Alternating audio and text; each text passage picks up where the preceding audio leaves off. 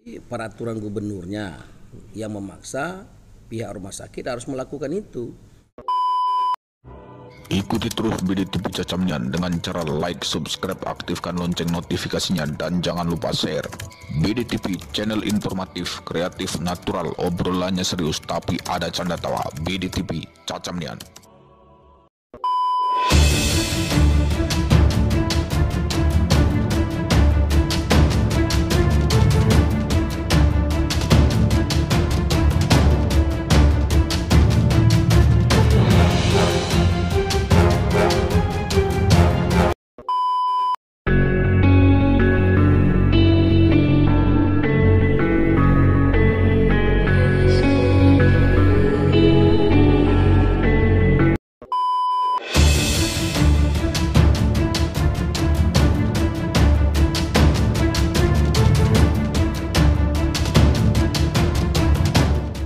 Walaupun bagaimana anak ini harus bawa pulang.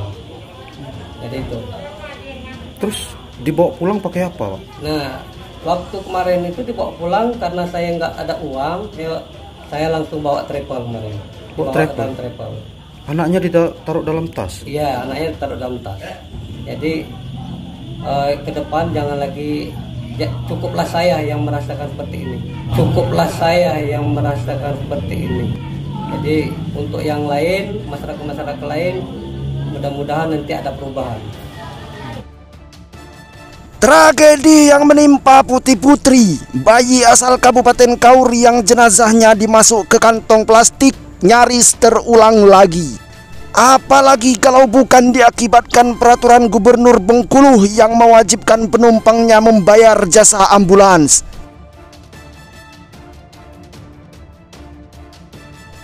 Ini dialami Elia Puspitasari, ibu yang melahirkan bayi namun meninggal dunia. Naas, Elia Puspitasari juga merupakan warga Kabupaten Kaur yang harus membawa jenazah bayinya namun diminta bayaran 5 juta rupiah.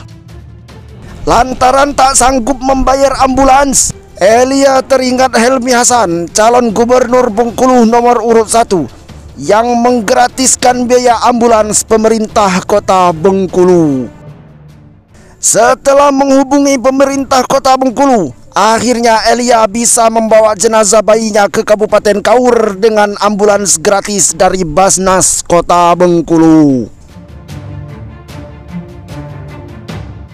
Saya dilaporkan oleh driver ambulan jenazah, saudara Herman, bahwasanya dia mau membawa bayi atau pasien ke Kaur, ke daerah Nasar. Saya bilang ya bismillah, silahkan berangkat. Nah, ternyata bayi yang dibawa ini bayi yang sudah meninggal, itu diambil dari rumah sakit An Yunus. Menurut informasi, setelah kembali, artinya kembalinya mereka itu baru kita terbuka, gitu kan, terbuka. Artinya kronologisnya. Jadi orang tua si bayi ini mau menggunakan ambulan dari rumah sakit An Yunus, ya, karena sebagaimana biasa memang biaya ambulan itu dari rumah sakit An Yunus itu ada biayanya. Nah, berapa saya tidak tahu, katanya diminta 5 juta, tapi karena orang tuanya tidak sanggup atau tidak punya biaya, maka dia ingat bahwasanya di pemerintah kota ada program ambulan gratis. Maka dia mencoba mencari komunikasi, maka dapatlah, artinya saudara Herman ini. Kemudian saudara Herman segera meluncur ke rumah sakit An Yunus. Ya tidak pikir panjang lagi, karena memang kita punya program begitu, ya kita bantulah. Namanya membantu orang. Kita punya prinsip bahwasanya apabila kita mau menolong yang di bumi, insya Allah nanti yang di langit akan menolong. Jadi saudara Herman ini melapor kepada saya mau membawa pasien atau bayi ke Kaur. Silakan, nanti diperhitungkan, jangan minta apa-apa dari keluarganya. Jadi alhamdulillah sampai di sana keluarganya juga mengucapkan banyak terima kasih, baik kepada Pemkot ya maupun kepada Basnas dan semua yang terlibat dalam kegiatan ini, Dinas Kesehatan Kota. Semoga ini jadi ladang amal kita di kemudian hari. Saya kira itu. Ya, selama peraturannya tidak dirubah, tidak diperbaiki, itu akan terulang kembali.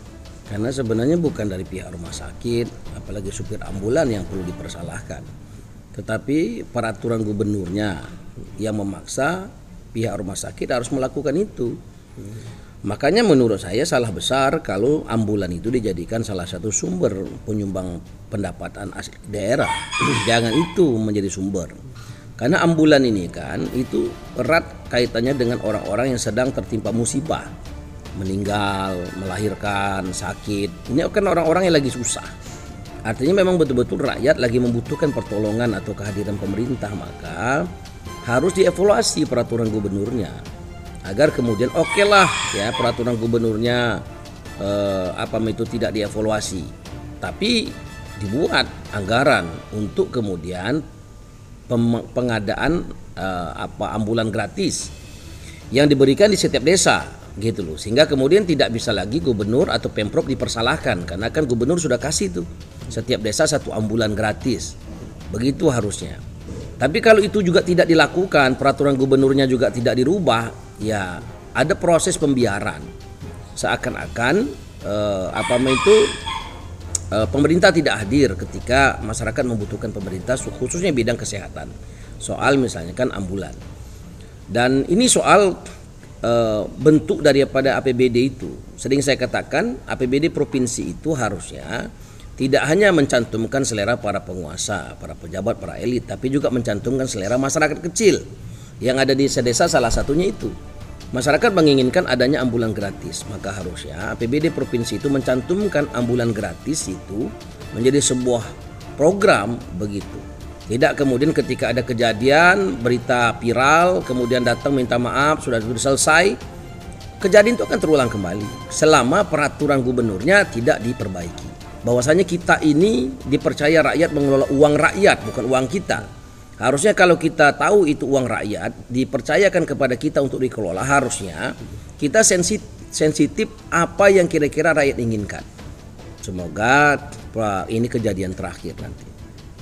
Begitu. Tapi kalau peraturan gubernurnya tidak dirubah, kemudian ambulan tidak juga dihadirkan di setiap desa, saya khawatir ini akan terulang kembali.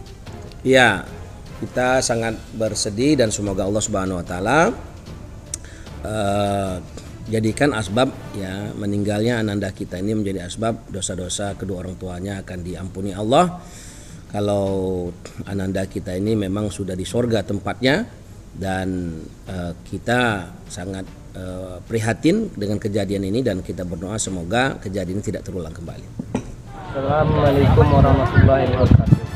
Terima kasih atas pengantaran jenazah anak ponakan kami dari pimpinan Basnas Kota Bengkulu sama Pemda Kota. Kami tidak dapat membalasnya, kami serah saja pada Tuhan Yang Maha Kuasa. Terima kasih.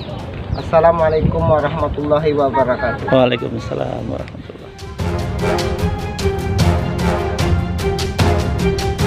Nah guys, jadi kita lagi di RSMY mau minta konfirmasi mengenai ada salah satu keluarga yang anaknya meninggal, yaitu warga Kaur. Saat ingin dibawa pulang menggunakan ambulans RSMY, itu dimintai biaya sebesar 5 juta untuk biaya transportasi pulang ke Kaur. Nah, jadi kita mau konfirmasi ke pihak RSMY tadi, baik Bapak Dirut ataupun Ibu Kabid Humasnya, namun beliau sedang tidak ada di tempat atau sedang ada kegiatan di luar. Nah, tadi kita juga sudah coba untuk meminta nomor telepon dari baik Dirut ataupun Kabid Humasnya, akan tetapi pihak security atau penjaga pintu masuk tidak berani memberikan jika tidak ada izin ataupun persetujuan dari baik Bapak Dirutnya atau Ibu Kabid Humasnya. Jadi kami tadi tidak dikasih saat saya mau minta nomor telepon dari pihak RSMY untuk meminta konfirmasi mengenai hal tersebut.